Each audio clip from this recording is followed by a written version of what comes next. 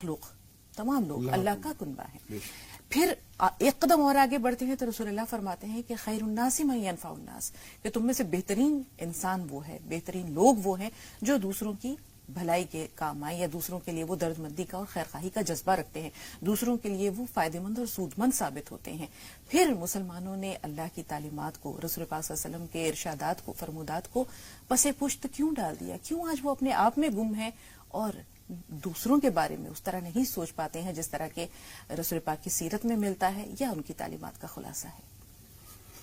الحمدللہ رب العالمین والصلاة والسلام علی رسول الکریم وعلی آلہ واصحابہ اجمعین، اما بعد، فاعوذ باللہ من الشیطان الرجیم، بسم اللہ الرحمن الرحیم.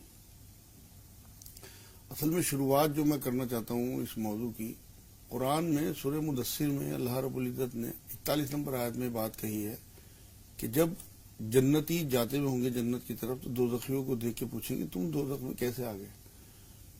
تو وہ جواب یہ دیں گے کہ ایک تو ہم نماز نہیں پڑھتے تھے، ایک ہم بھوکوں کو کھانا نہیں کھلاتے تھے، ایک ہم الٹی سیدھی بحث میں الجھے رہتے تھے اور قیامت کا انکار کرتے تھے. اس کا مفہوم ہے آیت کا. یہاں جو دوسرے نمبر پہ بھوکوں کو کھانا کھلانے کا معاملہ ہے، یہ اسی میں آتا ہے کہ ہماری مخلوق کی خدمت میں. اصل میں حضور صلی اللہ علیہ وسلم نے ایک بار یہ بات فرمائی ہے کہ تم میں سب سے بہتر وہ لوگ ہیں جن کے اخلاق اچھے ہیں، اور اخلاق میں خدمت پہلے نمبر پر آتی ہے، کیونکہ جو صرف اللہ کے لیے کی جائے، مطلب کسی قسم کا کوئی نام نہ ہو، کوئی شوبازی نہ ہو، کسی قسم کی کوئی ریاکاری نہ ہو، کوئی غرض نہ ہو، جو بھی اللہ نے دیا وہ اس کی راہ میں خرچ کر دینا خدمت خلق ہے. وہ چاہے پیسہ ہو، صحت ہو، علم ہو، ٹائم ہو، جو چیزیں اللہ نے صلاحیت دی ہو. آپ کا جو سوال ہے کہ مسلمان کیوں پیچھے ہے، اصل معاملہ یہ ہے کہ ہمیں بتایا ہی نہیں جاتا بچپن سے کہ ہمارا گول یا ہمارا ٹارگیٹ یہ ہے. بر صغیر میں جتنی عیسائیت پھیلی ہے، پہلے تو آپ یہ دیکھو کہ جو معین الدین چشتی اجمیری رحمۃ اللہ علیہ تھے، انہوں نے خدمتی سے تو لوگوں کے دل جیتے تھے. 1 لاکھ آدمی ان کے ہاتھ پہ ایک دن میں کلمہ پڑھتا تھا. اس کی وجہ صرف اور صرف خدمت تھی. عیسائیوں کو آپ دیکھو، بر صغیر میں جتنی عیسائیت پھیلی ہے وہ صرف اور صرف خدمت کی وجہ سے، کہ لوگوں کی محبت، لوگوں کو ان کے کوڑھیوں کا علاج، ان کے بیماروں کا علاج، ان کے غریب لوگوں کو علم دینا، ان کے پیٹ بھرنا، ان کے گھر سے راشن بھر دینا، ان کے گھر راشن سے. یہ ساری چیزیں عیسائیوں نے کی ہیں، اور تعلیمی ادارے اتنے بڑے بڑے. آج ہم اپنے ملک میں دیکھتے ہیں کہ ہمارے ہندو بھائی ہوں یا جین لوگ ہوں یا سردار ہوں، ان کے اتنے بڑے بڑے ادارے ہیں اور وہ خدمت خلق کے لیے، اور وہاں کسی قسم کا کوئی مذہب کا ہی فرق نہیں ہوتا. میں تو دیکھتا ہوں اتنے بڑے بڑے بھنڈارے چلتے ہیں ہندوؤں کے، اتنے بڑے بڑے سرداروں کے گردواروں سے ایسے لنگر چلتے ہیں کہ لاکھوں لاکھوں لوگ آدمی روز کھانا کھاتے ہیں. کہاں سے پورا ہوتا ہے؟ کیونکہ اللہ رب العزت نے تو قانون بنا دیا کہ جن کے اخلاق اچھے ہوں گے ان کے وہ بہترین لوگ ہیں. ایمان کی بات الگ ہے، اس میں تو کوئی مذہب آتا ہی نہیں. حضور صلی اللہ علیہ وسلم کے آپ 10 واقعے ایسے ہیں کہ حضور صلی اللہ علیہ وسلم کے اخلاق کی وجہ سے لوگ ایمان میں آئے. اصل میں ہم تعلیمات بھول گئے. آپ یہ دیکھیں نا، بڑھیا جو سامان لے کے جا رہی تھی مدینہ چھوڑ کے، اس کا سامان اٹھا دینا، یہودی کے بچے کی تیمارداری کے لیے جانا. اللہ رب العزت سب سے بڑے ہیں. ایسا نہیں ہو سکتا کہ اس کے کچھ قانون جو ہے نا، قانون میں کسی قسم کا یا اس کے حکم میں کوئی فرق ہو کہ کوئی حکم بڑا کوئی حکم چھوٹا. قرآن میں سورہ بقرہ میں اللہ نے کہا کہ اللہ کی جو لوگ کچھ احکام مانے اور کچھ نہ مانے، ان کے لیے دنیا میں رسوائی اور آخرت میں عذاب ہے. اب ہم نماز تو پڑھ رہے ہیں اور ہم نے تیمارداری چھوڑ دی، لوگوں کے مسئلے ہمارے سامنے آئے انہیں حل کرنا چھوڑ دیا. آپ یقین کریں یہ ظلم ہے. ایمان کا حصہ ہے خدمت خلق، اور خدمت خلق میں صرف انسان نہیں آتے. جو آپ نے شروع میں بات کہی ہے، صرف مسلمان نہیں آتے، تمام انسان آتے ہیں. اور صرف انسان نہیں آتے، تمام نباتات ہوں، چرند پرند ہوں، جانور ہوں، مطلب تمام حیوانات، کچھ بھی پوری مخلوق آتی ہے. حضور سے یہ بات ثابت ہے. آپ یہ دیکھو، انسانوں کے لیے تو حضور صلی اللہ علیہ وسلم رحمۃ للعالمین تھے. آپ فاختہ کے جو بچے ایک صحابی نے اٹھا لیے، ان کے لیے رحمۃ للعالمین. ایک بھینسا آ کے حضور صلی اللہ علیہ وسلم شکایت کر رہا ہے کہ میرا مالک میری سواری کرتا ہے جبکہ اللہ نے مجھے سامان ڈھونے کے لیے پیدا کیا. اونٹ شکایت کر رہا. حضور صلی اللہ علیہ وسلم جو ہیں ہرن کے لیے رحمۃ للعالمین ہیں، پتھروں کے لیے وہ لکڑی کا ٹکڑا. یہ ہرن والا واقعہ بیان کرنا چاہیں گے، یہ ہرنی کا جو واقعہ ہے. اونٹ کا واقعہ تو بہت مشہور ہے. رسول پاک صلی اللہ علیہ وسلم ایک مقام سے گزر رہے تھے اور دیکھا کہ ایک جگہ پر ایک ہرنی بندھی ہوئی ہے. رسول پاک صلی اللہ علیہ وسلم جب اس کے پاس گئے تو دیکھا کہ وہ آپ دیدہ ہو گئی اور اس کی آنکھیں جو ہیں وہ بھیگ رہی ہیں. رسول پاک صلی اللہ علیہ وسلم نے دریافت کیا کیا ہوا؟ تو کہنے لگی کہ مجھے یہ فلاں صحابی جو ہیں یہ میرا شکار کر کے لائے ہیں اور دور میرے چھوٹے چھوٹے بچے ہیں, مجھے اجازت دیجیے کہ میں اپنے بچوں کو دودھ پلا لاؤں. تو رسول اللہ صلی اللہ علیہ وسلم نے کہا کہ تم میری ملکیت میں نہیں ہو. تو ہرنی نے کہا میں دودھ پلا کر واپس آ جاؤں گی. رسول پاک صلی اللہ علیہ وسلم نے اس ہرنی کو کھول دیا, جی اجازت دے دی. ہرنی گئی اپنے بچوں کو دودھ پلا کر اور اس کے بعد آ گئی. رسول پاک صلی اللہ علیہ وسلم نے ان کے جو وہاں صحابی تھے جو شکار کر کے لائے تھے ان سے دریافت کیا کہ یہ ہرنی میں تم سے مانگ سکتا ہوں؟ انہوں نے کہا رسول اللہ میری جان حاضر ہے, آپ کے لیے میں نے یہ ہرنی جو ہے وہ اللہ کی راہ میں دی. رسول پاک صلی اللہ علیہ وسلم نے اس ہرنی کو آزاد کر دیا. ہرنی تھوڑا سا واپسی کی طرف بڑھی, کچھ قدم آگے بڑھی ہوگی, پلٹ کر رسول اللہ کو دیکھا, سر جھکایا, پھر آگے بڑھ گئی. کچھ قدم اور گئی, پھر پلٹ کر دیکھا, اظہار تشکر میں پھر سر جھکایا, پھر آگے بڑھ گئی. جب تک وہ نظروں سے اوجھل نہیں ہوئی اس کا یہی معمول, یہی وتیرہ رہا کہ وہ پیچھے مڑ کر دیکھتی تھی, رسول اللہ کا شکریہ ادا کرتی تھی اور سر جھکاتی تھی. تو رسول اللہ تو رحمت اللہ عالمین تھے. جب غار حرا سے واپس آئے حضرت خدیجہ رضی اللہ تعالیٰ عنہ کے الفاظ کیا تھے پہلی وحی کے بعد کہ آپ بھوکوں کو کھانا کھلاتے ہیں, پیاسوں کو پانی پلاتے بیواؤں کا ہیں, دھیان رکھتے ہیں, اللہ آپ کو کبھی ضائع نہیں کرے گا. بالکل بے شک. اصل میں بات یہ ہے خدمت خلق کے بارے میں میرے ایک استاد ہیں عرفان الحق صاحب, پاکستان جیلوں میں رہتے ہیں. وہ یہ کہتے ہیں کہ 4 چیزیں خدمت خلق میں آتی ہیں ایمان کے بعد. ایک تو بھوکے کو کھانا کھلانا, ایک بیمار کو علاج دینا, اور تیسرے جاہل کو علم دینا, اور چوتھے جو مقروض ہیں ان کے قرض اتروا دینا. اور یہ چاروں چیزیں ایمان کا حصہ ہیں. آپ یہ دیکھیں کہ 36 جگہ قرآن میں اللہ رب العزت نے قرآن کا اور زکوٰۃ کا, اس کا نماز کا اور زکوٰۃ کا ایک ساتھ ذکر کیا ہے. اس کی وجہ یہی ہے کہ اقیم الصلاۃ, قائم کرو نماز, وہ تو اللہ کا حق ہو گیا, اور زکوٰۃ ادا کرو. زکوٰۃ جو ہے وہ مخلوق کی خدمت کے لیے, مخلوق کی محبت میں, مطلب تمام تر چیزیں آپ قرآن کی اٹھا کے دیکھ لیں. یہ دیکھیں آپ کہ اللہ رب العزت نے قرآن میں انسان کو کہا ہے کہ میں نے اسے خلیفۃ الارض بنایا, اور خلیفۃ الارض بن ہی نہیں سکتا انسان جب تک وہ خدمت نہ کرے. بنا خدمت کے خلیفۃ الارض نہیں بن سکتا. حضور صلی اللہ علیہ وسلم یہ ثابت کر کے گئے ہیں.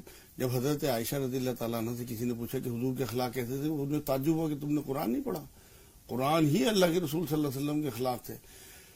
ایک بہت بڑے بزرگ ہوئے ہیں شمس تبریز رحمۃ اللہ علیہ, ان سے کسی نے پوچھا کہ جی عقل میں اور دل میں کیا فرق ہے؟ تو ان کا جواب ایسا زبردست تھا, کہنے لگے عقل جو ہے وہ تو لے کے خوش ہوتی ہے, لیکن دل جو ہے اس کا تقاضا یہ ہے کہ وہ دے کے خوش ہوتا ہے. دین جو ہے نا, دین اصل لفظ یہ دین ہے. دین دینے کا نام ہے, لینے کا نام نہیں ہے. ایک اور بہت بڑے بزرگ یہاں ہوئے ہیں ولی اللہ محدث دہلوی رحمۃ اللہ علیہ. وہ یہ کہتے تھے کہ عبادت سے تو تمہیں جنت مل جائے گی, لیکن خدمت سے اللہ ملے گا. شاہ ولی اللہ کی بات جی جی جی, کتنا زبردست قول ہے. آپ یہ دیکھیں کہ جسے اللہ مل گیا اسے تو جنت کیا سارا کچھ مل گیا. عبادت سے اللہ ملتا ہے, اور خدمت سے, عبادت سے جنت ملتی ہے اور خدمت سے اللہ ملتا ہے. تو ہمیں اگر واقعی اللہ چاہیے اور اس کے ساتھ ساتھ سارا کچھ مل جائے جس کو اللہ مل گیا. آپ یہ دیکھیں قرآن میں اللہ رب العزت نے تمام تر چیزیں جتنی بھی اللہ کے قرب کی نشانی ہیں وہ سب انسانوں سے ہو کے گزرتی ہیں. رسول اللہ کی محبت ہو, اپنے ماں باپ کی محبت اور خدمت ہو, غریبوں کا خیال ہو, یتیموں مسکینوں کا خیال ہو, پڑوسیوں کا خیال ہو, مطلب جو جو چیزیں قرآن میں بیان ہوئی. صرف ایک جگہ سورہ الگ کی آخری آیت میں اللہ رب العزت نے یہ بات کہی ہے کہ سجدہ کر اللہ کے قریب ہو جا. عبادت میں صرف سجدہ ایک ایسی چیز ہے کہ جو اللہ کے قریب کرتا ہے عبادات میں. باقی تمام تر چیزیں مخلوق سے ہو کے جاتی ہیں کہ آپ مخلوق کی خدمت کرو, اللہ کے قریب ہو جاؤ گے. رسول پاک صلی اللہ علیہ وسلم کی ایک حدیث ہے کہ اللہ تعالیٰ قیامت میں ایک شخص سے کہے گا کہ میں بھوکا تھا, تو نے مجھے کھانا نہیں کھلایا. تو وہ شخص کہے گا کہ اللہ تمام بزرگی تیرے لیے ہے, کہاں بھوک اور کہاں تیری ذات اقدس. تو اللہ تعالیٰ کہیں گے کہ میرا فلاں بندہ بھوکا تھا, اگر تو اسے کھانا کھلاتا تو مجھے وہیں پاتا. پھر اللہ تعالیٰ کہیں گے کہ میں فلاں وقت میں ننگا تھا, تو نے مجھے کپڑا نہیں پہنایا. تو کہیں گے اللہ تعالیٰ تیری ذات اقدس کپڑوں کے محتاج نہیں ہے, برہنگی تجھے زیب نہیں دیتی. وہ کہتے ہیں میرا فلاں بندہ, اللہ تعالیٰ کہیں گے میرا فلاں بندہ ننگا تھا, اسے کپڑوں کی ضرورت تھی, اگر تو اسے کپڑے پہناتا تو مجھے وہیں پاتا. میرا فلاں بندہ بیمار تھا, اسی طرح کہیں گے کہ میں بیمار تھا، تو نے مجھے جو ہے وہ دوا دارو میرا نہیں کرایا، علاج نہیں کرایا، تو کہیں گے کہ یا اللہ تعالیٰ تیری ذات اقدس اور بیماری، کہیں گے میرا فلاں بندہ بیمار تھا، اسے دوا کی ضرورت تھی، جی جی اگر تو اس کی عیادت کے لیے جاتا، اس کی تیمارداری کرتا، اس کا علاج معالجہ کرتا تو مجھے وہیں پاتا. تو یہ چیزیں دیکھیں کہ کس بالکل، طرح بالکل. اللہ سے قریب کرتی ہیں. اب ہم آج کے حالات حاضرہ کی بات کرتے ہیں. اصل میں جو سوال آپ نے کیا ہے حالات حاضرہ کا کہ مسلمان پیچھے کیوں ہیں، جی. اس کی وجہ یہ ہے کہ انہیں یہ بتا دیا گیا بچپن سے کہ تم 5 نمازیں اور 30 روزے رکھ لو، 5 نمازیں پڑھ لو، 30 روزے رکھ لو، اور استطاعت ہو تو حج کر لو اور زکوٰۃ دے دو، بیڑا پار ہو جائے گا. نہیں ہوگا. رسول اللہ صلی اللہ علیہ وسلم کی جب تک آپ پیروی نہیں کریں گے نہیں ہوگا بیڑا پار. آپ یہ دیکھیے قرآن میں جو صورت ہے، چھوٹی سی صورت ہے، بسم اللہ الرحمن الرحیم، والعصر ان الانسان لفی خسر الا الذین آمنوا وعملوا الصالحات وتواصوا بالحق وتواصوا بالصبر. تمام انسان خسارے میں ہیں. اگر کسی کے پاس کوئی مال گروی رکھا ہو، کسی کی کوئی چیز گروی رکھی ہو تو مال دے کے چھڑائی جاتی ہے. تمام انسانوں کی جانیں اللہ رب العزت کے پاس گروی ہیں جو ایمان اور عمل صالح سے چھڑائی جا سکتی ہیں. اس لیے فک و رقبہ، جی جی جی قرآن پاک میں یہ ایک لفظ اس طرح ملتا ہے جی جی کہ کسی کی گردن چھڑانا. تو آج تو غلامی کا دور ہے نہیں مجاز صاحب، کس طرح لوگوں کی گردنیں چھڑائی جائیں، کس طرح قرض کے بوجھ سے انہیں نجات دلایا جائے. بنیادی چیز یہ ہے کہ آج انسان اپنی ذات میں اس قدر قید ہے، حصار میں، کہ وہ دوسروں کے بارے میں سوچتا نہیں، اور اگر سوچتا ہے تو اس میں نام و نمود ہے. آپ یہ دیکھیں دیگر مذاہب کے لوگوں کو ہم یہ دیکھتے ہیں کہ وہ کار خیر اس طرح کرتے ہیں کہ دائیں ہاتھ سے دیتے ہیں تو بائیں ہاتھ کو خبر نہیں ہوتی. رات کی تاریکی میں چپکے سے جا کر کمبل فٹ دے پاتھ دیتے پر ہیں، سوئے ہوئے بہت لوگوں پر جی جی کمبلیں جی، ڈال بہت رہے بہت. ہیں. اور بہت تکلیف سے کہنا پڑتا ہے کہ اگر نیکی کا کام کرتے بھی ہیں کچھ لوگ تو اس میں تشہیر ہوتی ہے. ایم ایل ایز ہیں، بڑے بڑے کچھ ایسے رہنما ہیں، ادھر سے فوٹو سیشن چل رہے ہیں، فوٹوگرافی ہو رہی ہے، اگلے دن اخبار کی سرخیاں بن رہی ہیں. تو نیکی سب تو اس چیز نام و کا نمود ہے. نام میں نہیں جو شروع میں کہہ رہا ہوں آپ کو کہ کوئی غرض نہ ہو کسی قسم کی، نہ تو شہرت ہو، نہ ریاکاری ہو، نہ کچھ. مسلمانوں میں بھی ہیں لیکن کم ہیں. کم ہے. اصل بات یہ ہے کہ بہت زیادہ ہونے چاہیے. آپ یہ دیکھیں کہ جب گرودواروں سے، مندروں سے بھنڈارے لنگر چل سکتے ہیں تو مسجدوں سے لنگر کیوں نہیں چل سکتے؟ ہمارے ہاں تو ذرا سا کوئی اگر لنگر کر دے تو اسے کہیں کوئی بریلوی کہہ دے گا، کوئی قادیانی. اصل میں دماغ بن چکے اس طرح کے، جہالت اتنی زیادہ گھر کر چکی کہ اسے نکالنا اتنا زیادہ مشکل ہو رہا ہے. سمجھا کے تھک گئے لوگوں کو. بات یہ ہے کہ وسائل کی بھی کمی ہے اور جہالت بھی بہت زیادہ ہے. یہ وسائل کی کمی کی وجہ سے پتلی گلیے، چھوٹے چھوٹے گھر، برا حال ہے. مطلب گھروں میں نہ تربیت ہے، حالات بہت زیادہ خراب ہیں امت کے اس وقت. ایک حدیث میرے یاد آ رہی ہے، بڑی خوبصورت حدیث ہے. ایک بار حضور صلی اللہ علیہ وسلم نے بات فرمائی کہ تنگ گلیوں اور تنگ مکانوں کے مکینوں کے دماغ بھی تنگ ہو جاتے ہیں. ہمیں اپنے دماغ کھولنے پڑیں گے. ہمیں یہ سوچنا ہوگا کہ ہمیں اللہ رب العزت نے یہاں کیوں بھیجا، ہمیں اس امت کو کیوں برپا کیا. یہ امت لوگوں کے لیے برپا کی گئی ہے، اپنے لیے نہیں. ہمارے لیے 60-70 سال کی زندگی ایک دیباچہ ہے. کروڑوں اربوں خربوں سال کی زندگی میں ہمیں سب کچھ ملنا ہے. حضور نے کیا فرمایا کہ مومن کے لیے یہ دنیا قید خانہ ہے اور اصل زندگی وہاں کی ہے. تو ہم اگر اسے قید خانہ سمجھ کے گزارنے کی کوشش کریں گے تو یہاں سے نکلنے کی کوشش کریں گے اپنا سب کچھ بانٹ کے. جو چیزیں اللہ نے آپ کو دی ہیں وہ آپ یہیں بانٹ کے جائیں گے. اگر آپ کے دل میں یہ بات ہوگی کہ آپ آخرت کے منکر یا انکاری نہیں ہیں تو وہ جو قرآن کی میں آیت شروع میں بتا رہا ہوں، سورہ مدثر 41 نمبر، اس میں یہی تو کہا انہوں نے کہ ہم قیامت کا انکار کرتے تھے. اگر ہم زبان سے نہیں بھی کرتے تو ہماری ایکٹیویٹیز سے لگتا ہے کہ ہمیں قیامت کا یقین نہیں، حساب کتاب کا یقین چھوٹا نہیں. سا سوال ہے مجاز صاحب، آپ نے کہا وسائل کی کمی ہے. جی جی آج تو سوال امت مسلمہ کا جو زوال کے جو اسباب ہیں اس کا تعلق مال و دولت سے نہیں ہے، کیونکہ اسلام جس دور میں پھیلا ہے، جس دور میں اسلام کی نشو نما ہوئی ہے، وہ دور تو بہت غربت کا تھا مجاز صاحب. اس کے مقابلے میں تو آج حالات ہمیں بہت بہتر نظر آتے ہیں. رسول اللہ نے کبھی بھی لگاتار 2 دن تک جو کی روٹی لگاتار انہیں 2-3 دن تک لگاتار نصیب نہیں ہوتی تھی. یہی حال دیگر مسلمانوں کا تھا، لیکن اللہ تعالیٰ نے ان کے دلوں میں وسعت دی تھی. آج دل کیوں چھوٹے ہو گئے ہیں، یا دوسروں کو دینے کا جذبہ کیوں مفقود ہو گیا ہے؟ اگر ایک روٹی ہے، آدھی روٹی دے دیں تو اللہ تعالیٰ کو راضی کرنے کا اور اپنے رزق میں وسعت پیدا کرنے کا ایک بہت بڑا وسیلہ یہ بھی ہے کہ تم اللہ تعالیٰ سے سودا کر لو. اصل بات یہ ہے خود غرضی جو آپ سوال کر رہی ہیں. حضور کی تعلیمات لوگوں تک نہ پہنچنا، ہمیں تو بتانے والا کوئی نہیں ہے. آپ دیکھو حضور اکرم صلی اللہ علیہ وسلم کیا فرماتے ہیں کہ اگر تمہارے ہاں شوربہ بن رہا ہو اور اس میں کمی بھی ہو تو اس میں پانی بڑھا دو اور اپنے پڑوسی کو دے دو. یہ ہے خدمت خلق. حضور اکرم صلی اللہ علیہ وسلم کے گھر میں اگر کچھ ہوتا بھی تھا کھانے پینے کا تو اپنا پیٹ بعد میں، پہلے سائل کو. قرآن خود کہتا ہے سائل کو جھڑکی مت دو. اب آپ یہ دیکھیں کہ حضور نے ایک بار یہ بات فرمائی کہ لوگوں، نمک میں، آگ میں اور پانی میں سب برابر ہیں، کسی گھر سے کچھ مانگا جائے تو اسے منع نہیں۔ پہلے لوگ انگارہ مانگتے تھے۔ سورہ ماؤن کی آیتوں میں اللہ رب العزت نے یہ بات کہی ہے کہ جو لوگ استعمال کی چیزوں کو لوگوں کو نہیں دیتے، ایک حساب سے وہ کافر ہیں۔ مطلب ایسے نمازیوں کے لیے ویل ہے، ویل سے مراد یہ ہے کہ افسوس ہے ایسے نمازیوں کے لیے کہ جو استعمال کی چیزیں مانگنے پہ لوگوں کو نہ دیں۔ نمازیں تو پڑھ رہے ہیں، اگر آپ کے سامنے کسی کا کوئی مسئلہ آ گیا، آپ حل نہیں کر رہے۔ بات یہ ہے کہ خدمت خلق کے لیے ہمیں ادارے بنانے ہوں گے اپنی مسجدوں میں، تب کام ہوگا۔ یہ مسجدوں سے تمام تر ایکٹیویٹیز ہوں، وہاں سے لنگر بھی چلیں، وہاں جو بچے فرسٹ ڈویژن یا فرسٹ کلاس آتے ہیں ان کو انعامات بھی دیے جائیں، ان کی کاؤنسلنگ بھی ہو، جو لوگ قرآن پڑھ کے حفظ کر کے یا تعلیمات کر کے آ رہے ہیں انہیں انعامات دیے جائیں۔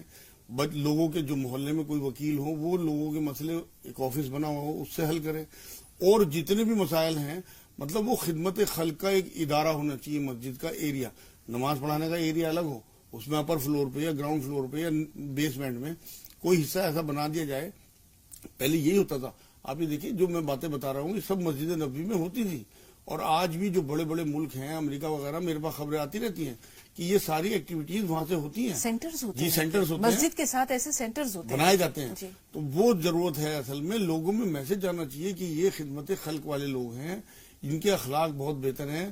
بات یہ ہے، عیسیٰ علیہ السلام کا ایک قول مجھے یاد آ رہا ہے کہ درخت اپنے پھلوں سے پہچانا جاتا ہے۔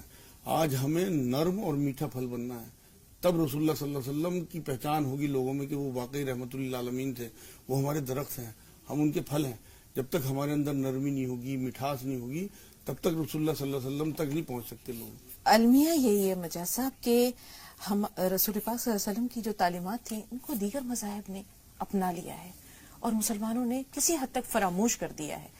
آپ یہ دیکھیں کہ تپتی ہوئی گرمی ہے، چلچلاتی دھوپ ہے، پیاس کی شدت ہے، اور سڑک کے کنارے شربت لے کر سبیل لگا کر کھڑے ہیں لوگ، چھوٹے چھوٹے بچے ہیں، مسافروں کو روک رہے ہیں، چلتی گاڑیوں کو روک رہے ہیں اور ان کو شربت پیش کر رہے ہیں۔ کتنی دعا نکلتی ہے، نہیں بہت بہت بڑا کام ہے دعا یہ۔ نکلتی ہے۔ یہ چیزیں مسلمانوں کے بچے، مدارس کے بچوں کو کیوں نہیں اس عملی طور پر اس چیز میں آگے بڑھایا جاتا اصل میں وہی بات ہے جو میں آپ کو بتا رہا ہوں۔ قرآن کی آیت ہے سورہ بقرہ کی 177 نمبر آیت، کہ صرف نیکی یہ نہیں ہے کہ تم مشرق یا مغرب کی طرف چہرہ کر لو، بلکہ نیکی یہ ہے کہ تم اللہ پہ، قیامت پہ، فرشتوں پہ، انبیاء پہ جو ہے یقین کے ساتھ ساتھ مال کی محبت کے باوجود مسکینوں میں، یتیموں میں، رشتہ داروں میں، مسافروں میں مال خرچ کرو۔ اس کے بعد پھر نماز کا ذکر آیا کہ نماز ادا کرو، زکوٰۃ ادا کرو۔ مطلب یہ ساری چیزیں، نماز کا نمبر تو 5ویں 6 نمبر پہ آتا ہے۔ آپ اس آیت کو کبھی ترجمے سے پڑھنا تو ہمارے ہاں تو سب کچھ عبادات کو سمجھ لیا گیا۔ آپ یہ دیکھیے کہ ایک قرآن میں جہاں چوتھا پارہ شروع ہوتا ہے، سورہ آل عمران کی 92 آیت ہے، لن تنالوا البر، کہ تم نیکی کو پہنچ ہی نہیں سکتے جب تک کہ وہ خرچ نہ کر دو، کہ جو اللہ نے تمہیں دیا ہے وہ اللہ کی راہ میں خرچ نہ کر دو، اپنی پسندیدہ چیز۔